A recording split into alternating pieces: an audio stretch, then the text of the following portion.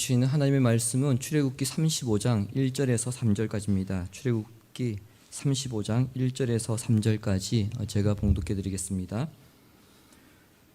모세가 이스라엘 자손의 온 회중을 모으고 그들에게 이르되 여호와께서 너희에게 명령하사 행하게 하신 말씀이 이러하니라. 엿새 동안은 일하고 일곱째 날은 너희를 위한 거룩한 날이니 여호와께 엄숙한 안식일이라. 누구든지 이 날에 일하는 자는 죽일지니 안식일에는 너희의 모든 처소에서 불도 피우지 말지니라. 아멘. 제가 박사과정 공부할 때 그 지도 교수님께 들었던 이야기입니다. 어느 토요일 오전에 같은 아파트에 사는 유태인 친구에게 전화가 왔다고 합니다. 잠깐 집에 올라와서 좀 도와달라는 것이었는데 교수님은 전화 받고 영문도 모른 채 올라가 보니까 친구의 부탁이 뭐냐면 뜻밖에도 전자레인지에 스위치를 돌려달라는 것이었습니다. 전날 먹을 음식을 해놨는데 그 음식을 데워 먹어야 하니까 그 전자레인지 스위치를 돌려달라는 것이었습니다. 모든 유태인들이 다 그런 것은 아니지만 안식일과 3대 절기를 중요하게 지키는 유태인들은 안식일을 율법적으로 지킵니다. 따라서 안식일에 일을 하면 안 되는데 전자레인지에 스위치를 돌리는 것은 일에 해당되기 때문에 교수님에게 도움을 요청했던 거죠. 전화를 거는 것은 일이 아니고 전자레인지에 스위치를 돌리는 것은 일이다? 우리가 보기에는 굉장히 아이러니합니다만 유대인들은 현재까지도 이런 방식으로 안식일을 지키고 있습니다. 오늘 본문은 바로 그 안식일에 관한 말씀입니다. 출애굽기 35장에서 40장까지는 25장에서 31장까지 주어진 성막의 설계도를 직접 실행하여 성막을 건축해 나가는 이야기입니다. 25장에서 31장까지의 내용들이 35장부터 40장까지 그대로 반복되기 때문에 제가 이 부분은 일일이 설교하지는 않을 것이고요. 다만 이제 그동안 계속해서 강해왔던 출애굽기도 마무리해야 되고 또 성막에 대한 이야기를 마무리해야 되기 때문에 그 부분에 중점을 두어서 이제 세 번에 걸쳐 이제 설교를 마무리하려고 합니다. 근데 흥미롭게도 성막을 건축해 나가는 이 이야기 앞에 다시 안식일 이야기가 등장합니다. 이것은 성막과 안식일이 깊이 맞물려 있다는 것을 의미하죠. 그러므로 본문의 안식일은 성막 건축의 실행과 연결해야 한다는 것을 생각하시고 이 점을 염두하면서 오늘 설교를 따라와 주시기 바랍니다. 금송아지 사건으로 진노하셨던 하나님은 진노 가운데서도 이스라엘에게 자비를 베푸시고 깨어졌던 언약을 다시 회복시켜 주셨습니다. 그리고 마침내 그 성막의 설계도대로 이제 성막 건축이 시작됩니다. 무너진 자리에서 다시 일어서는 회복의 역사가 시작되는 그 찰나인데 그 순간 모세를 통해서 하나님께서 주신 말씀은 성막 이야기가 아니라 안식일입니다. 본문 2절을 다시 보시기 바랍니다. 엿새 동안은 일하고 일곱째 날은 너희를 위한 거룩한 날이니 여호와께 엄숙한 안식일이라. 누구든지 이 날에 일하는 자는 죽일지니. 여기서 우리는 한 가지 질문을 하지 않을 수 없습니다. 하나님은 왜 하필 성막을 건축하려고 하는 이 순간 가장 먼저 안식일을 말씀하시는가입니다. 백성들은 지금 거대한 건축 프로젝트를 이제 진행하기 위해서 바쁘게 움직여야 합니다. 금과 은, 보석을 모아야 되죠. 그리고 나무도 구해와야 되고 그 나무를 이제 깎고 다듬어야 합니다. 천도 짜야 됩니다. 그 모든 것들을 가지고 수많은 성전 기구들을 만들어내야 합니다. 당장 해야 할 일이 지금 산더미처럼 쌓여 있습니다. 상식적인 지도자라고 한다면은 자, 시간이 없다. 일찍 퇴근할 생각하지 말고 매일 야근할 각오해라. 이렇게 말할 겁니다. 그런데 모세가 백성을 모아놓고 그들에게 외친 첫 마디가 무엇입니까? 일하라가 아니라 쉬라였고요. 서둘러라가 아니라 멈추라였습니다. 여기서 한 가지 주목할 점이 있습니다. 그것은 안식일은 다른 어떤 계명들보다 공개적인 계명이라는 사실입니다. 다른 계명들은 사람들 몰래 어길 수 있습니다. 가령 도둑질이나 거짓말이나 간음에 대한 계명, 심지어 살인에 대한 계명, 여러분 이거 하면 안 되지만 사람들 몰래 행할 수 있는 범죄들입니다. 우상 숭배도 사람들 눈에 띄지 않게 자기 집에 우상 만들어 놓고 섬길 수 있습니다. 실제로 교인들 가운데에 집에 부적 있는 교인들이 있거든요. 그러니까 우상 숭배도 그렇게 할 수 있다니까요. 그런데 안식일은 그렇게 할 수 없습니다. 안식일에 반이라는 것, 양이나 소를 들에 풀어가지고 풀을 먹이는 것, 그리고 잠시 후에 보겠지만은 집에 불을 피우는 것, 온 동네가 다 보는 일입니다. 남들 눈에 띄지 않게 어길 수 있는 계명이 아닙니다. 그래서 누군가가 만일 안식일을 지키지 않는다면 그 사람은 하나님의 율법을 지킬 마음이 없다는 것을 온 세상에 공개적으로 드러내는 셈이 되죠. 이런 점에서 안식일은 공개적인 계명입니다. 자, 이 점에서 또한 출애굽기를 기록하는 방식이 굉장히 의미심장합니다. 31장에서 25장부터 시작되었던 성막 설계도를 이제 마무리하면서요, 31장 맨 끝에는 안식일 준수로 딱 마무리가 됩니다. 그리고 32, 33, 34장에 뭐가 등장합니까? 금송아지 사건이 등장하거든요. 그리고 35장부터 이제 성막 건축이 시작되는데 성막 건축 전에 뭐가 들어옵니까? 안식일 이야기가 들어옵니다. 마치 액자가 그림을 이렇게 둘러싸듯이 금송아지 사건을 딱 가운데 두고 양옆에 안식일이 버티고 있습니다. 여기에는 그만큼 중요한 의도가 있다는 것을 우리가 알아야죠. 안식일을 잘 지킨 것이야말로 하나님께 대한 최고의 순종이고 이스라엘 공동체의 가장 핵심적인 율법이라는 것이며 우상 숭배의 정반대편에 안식일이 서 있다는 것을 의미합니다. 금송아지 사건이 하나님 없어도 우리끼리 잘 살 수 있다, 이것을 단적으로 드러낸 사건이었다고 한다면 안식일 준수는요, 하나님 없이는 우리는 도저히 살 수 없는 존재라는 것을 고백하는 겁니다. 바쁘지만 해야 할 일이 많지만 내가 하던 것들을 내려놓고 일손을 멈추고 그 하나님 앞에 서는 그 자체가 하나님이 나의, 우리의 주인이십니다, 이것을 고백하는 행위라는 겁니다.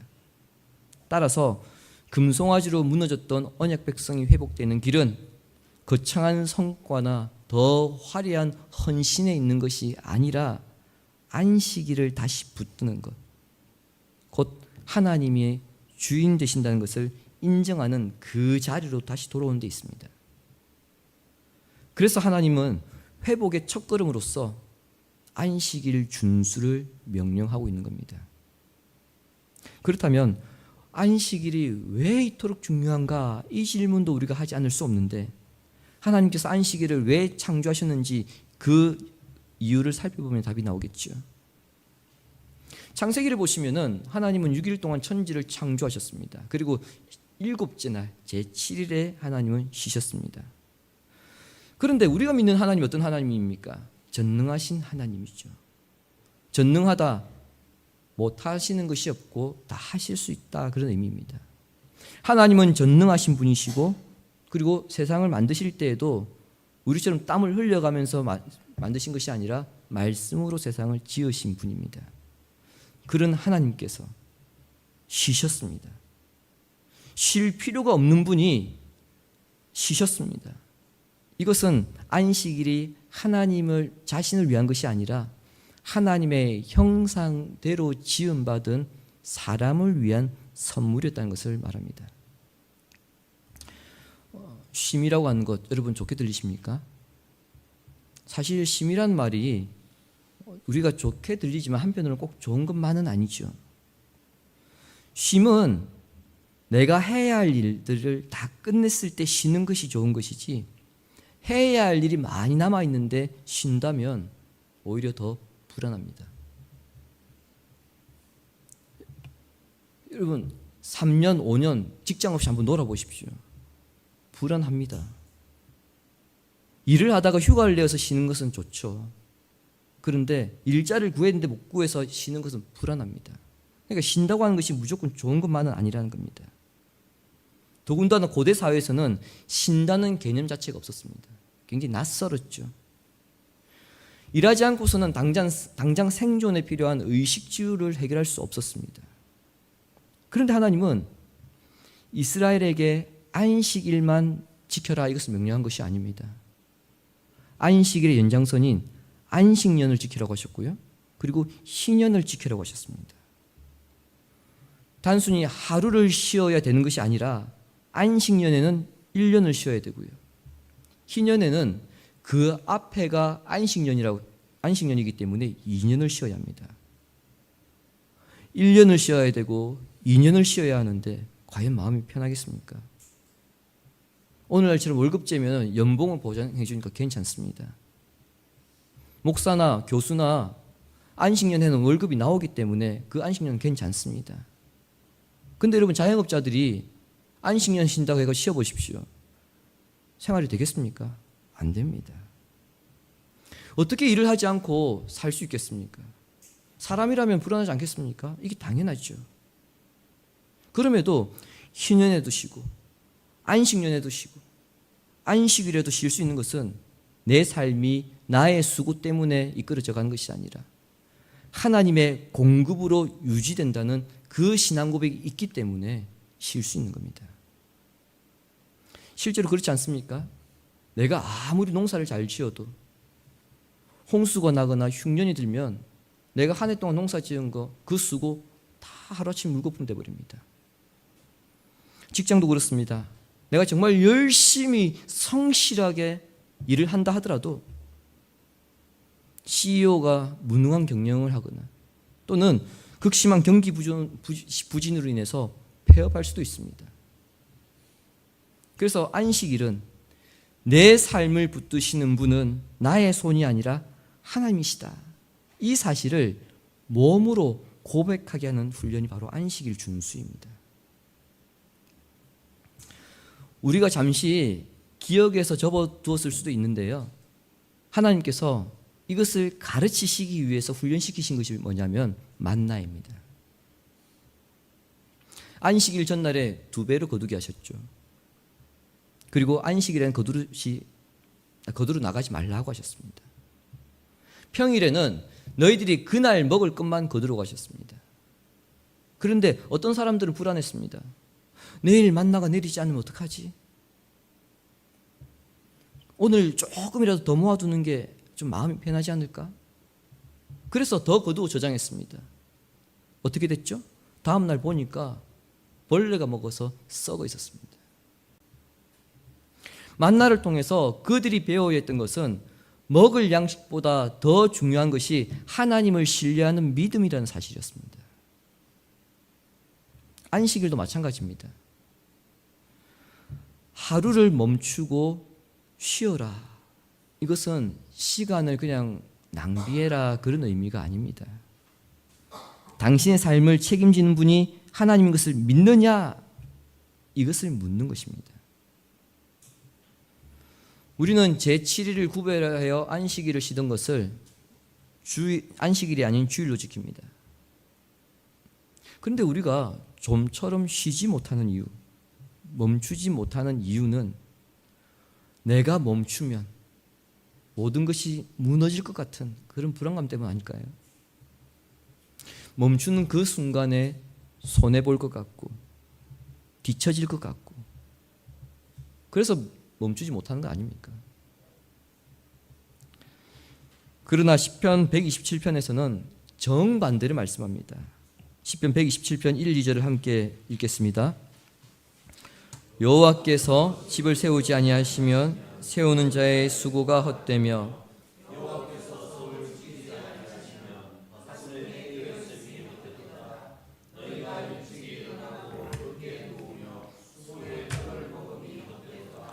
그러므로 여호와께서 그의 사랑하시는 자에게는 잠을 주시는도다. 아멘. 이 말씀에 의하면 우리가 잠들어 있는 동안에도 하나님은 일하시고, 우리가 멈추어 있는 동안에도 하나님은 집을 세우시고 성을 지키신다고 그렇게 말씀하고 있습니다. 멈춤은 그냥 우리의 삶 그 자체가 딱 멈춰 있는 것이 아니라, 우리의 일이 멈추는 것이 아니라 하나님이 일하시는 것을 신뢰하는 자리라는 겁니다. 이것이 성막의 의미와 이어집니다.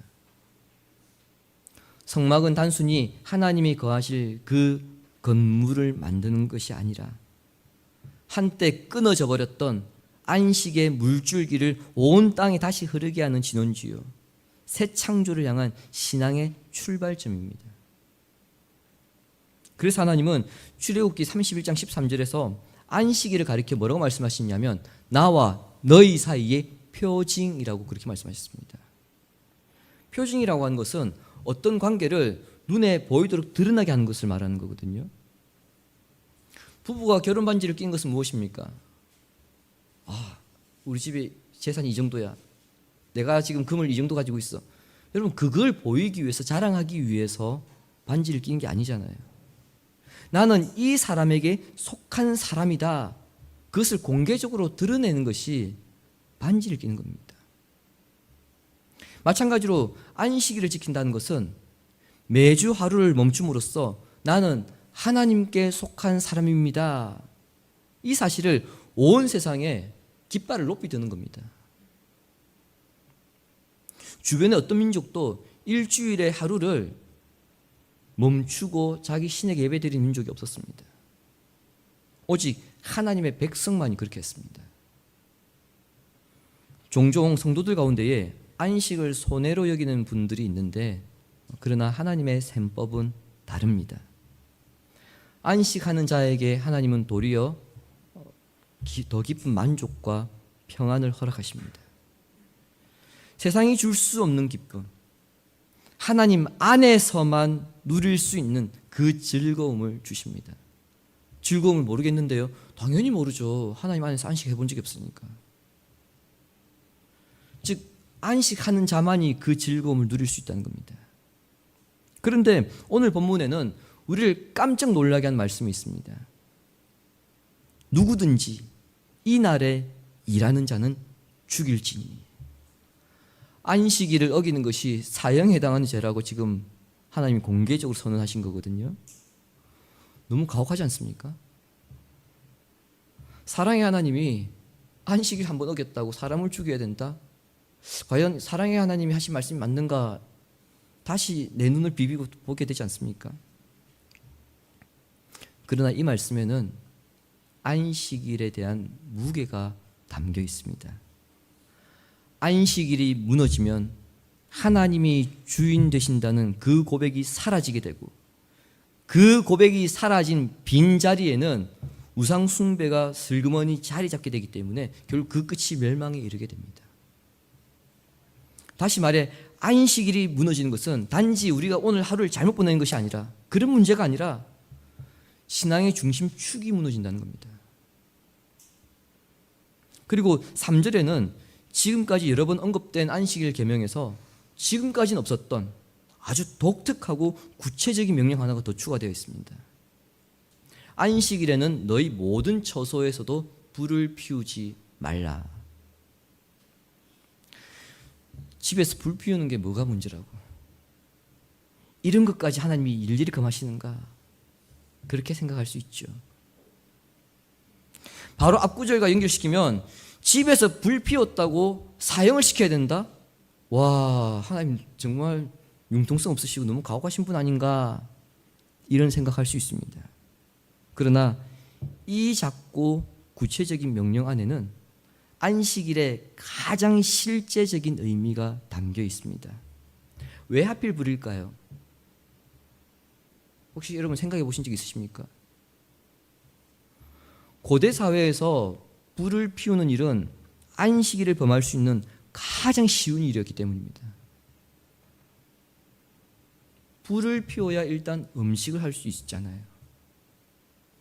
그리고 불을 피워야 쇠도 달굴 수 있고 도구도 만들 수 있고, 또한 불을 피워야 등불도 켤 수 있습니다. 일단 불을 켜야 온갖 일을 할 수 있습니다. 게다가 불은 어느 집에서나 누구에게나 꼭 필요한 거잖아요. 불은 모든 노동의 출발점이었기 때문에 얼마든지 합리화할 수 있었습니다. 밤에 추운데 불 켜야지. 안 그러면 얼어 죽는데 불 켜야지. 그래도 밥은 해 먹어야 되지 않나? 이 정도가 일이야? 이렇게 하나하나 따져보면요, 불을 피우지 않을 수 없는 이유는 끝도 없습니다. 바로 여기에 함정이 있습니다. 하나님은 안식일에 불 피우는 것을 일로 규정함으로써 가장 합리화하기 쉬운 일조차 하나님을 위해서 멈출 수 있는가, 그것을 확인하게 하신 겁니다. 거창한 일이 아니고 사소한 핑계대기 쉬운 일에서 순종할 수 있는가, 그것이 안식의 진짜 시험대인 것입니다. 이 사실은 오늘 우리 삶에 굉장히 큰 도전을 줍니다. 우리도 그럴 때가 있지 않습니까? 이건 어쩔 수 없지 않느냐, 이 정도는 괜찮아, 이건 꼭 필요한 일인데, 그렇게 하면서 우리가 순종을 미룰 때가 있습니다. 성도들 가운데에 대놓고 하나님의 말씀에 불순종하는 성도들은 잘 없습니다. 왜냐하면 그런 사람들은 교회에 오지 않습니다. 그럴듯한 이유들 가운데에 누가 들어도 합리적인 변명으로 자신을 합리화시킵니다.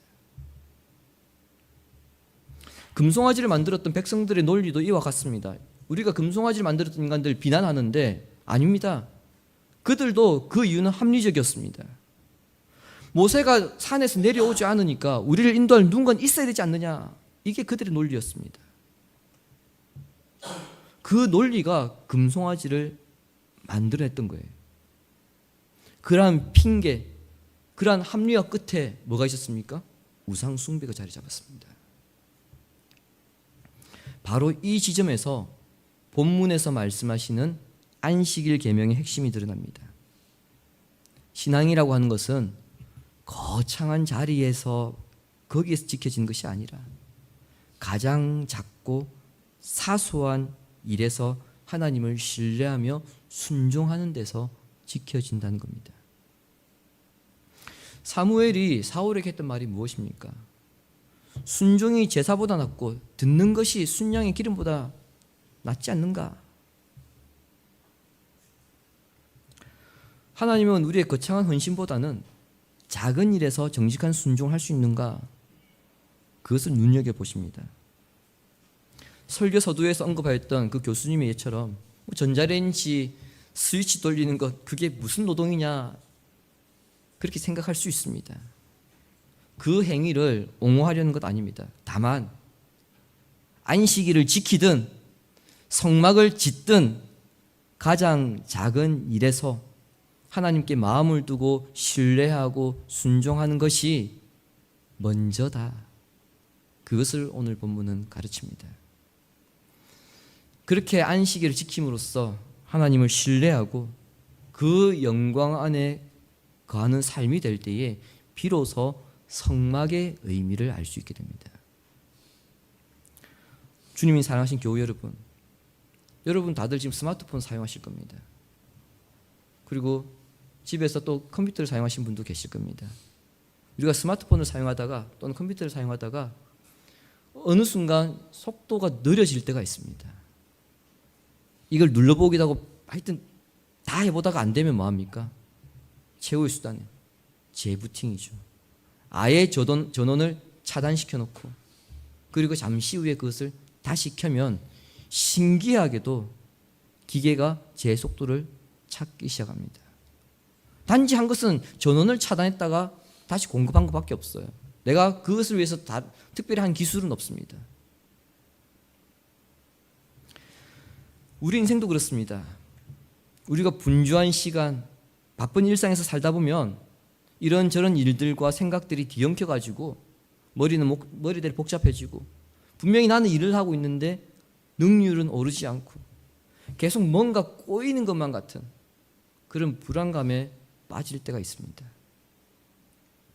그때 하나님은 우리에게 왜 더 빨리 하지 않느냐, 왜 그 일을 더 많이 하지 않았느냐, 왜 그 일을 미리 하지 않았느냐, 그렇게 다그치시는 것이 아니라 지금 그 순간 잠깐 멈추고 내 안에서 안식하라, 그렇게 말씀하십니다. 멈춤이 곧 회복의 자리이고 그 멈춤의 자리에서 다시 하나님이 일하시는 그 역사를 경험하라는 것입니다. 이 안식은 예수 그리스도에게서 완성됩니다. 마태복음 11장 28절을 읽겠습니다.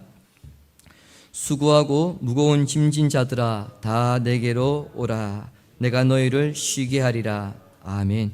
그리고 히브리서 4장 9절과 10절도 함께 읽겠습니다. 그런즉 안식할 때가 하나님의 백성에게 남아있도다.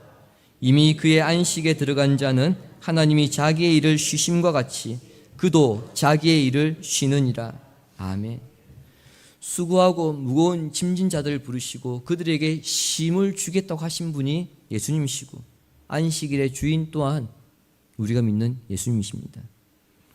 방금 읽었던 이 말씀들이 가르치는 것은 참된 회복과 참된 안식이라고 하는 것은 내가 무언가를 더 잘하려고 발버둥 쳐서 얻는 것이 아니라 십자가에서 모든 것을 단번에 완성하신 예수 그리스도의 그 완벽한 공로를 의지할 때 얻게 된다는 겁니다. 안식이라고 하는 것, 회복이라고 하는 것, 그러니까 내 노력으로 얻을 수 있는 것이 아니란 얘기예요. 그러므로 본문의 말씀을 기억하여서 빨리 가려 하기보다 먼저 하나님 말씀 앞에 멈춰서는 삶을 살기를 바랍니다. 이번 한 주 여러분이 살아가면서 무너진 삶의 자리가 생기게 된다면 그것을 만회하려고 더 발버둥 치기보다는 차라리 그것을 잠시 멈추고 조용히 성경을 펴고 하나님의 명령 앞에 다시 서는 시간을 가져보시기 바랍니다. 아울러서 이건 어쩔 수 없지 않느냐, 다 그렇게 하는데 겨우 이 정도 가지고, 그러한 합리화의 불씨를 내려놓고 내 편의와 필요를 앞세워 순종의 자리를 미뤄왔던 그 일상의 자리에서 자신의 합리화보다는 주님의 말씀에 순종하겠다는 결단과 행동으로 살아가기를 바랍니다. 무엇보다 염려를 끄고 자발적으로 주일 예배를 통한 안식을 생명처럼 사수함으로써 참된 안식의 기쁨이 회복되며 창조주 하나님의 능력이 여러분의 삶의 기적처럼 살아난 역사를 경험하는 성도가 되기를 성부와 성자와 성령의 이름으로 축원합니다. 아멘. 안식일의 의미를 기억하여서 염려와 분주함을 내려놓고 참된 쉼과 순종의 삶을 살아감으로써 내가 하나님께 속한 자라는 것을 드러내는 성도가 되기를 결단하면서 함께 찬양하겠습니다.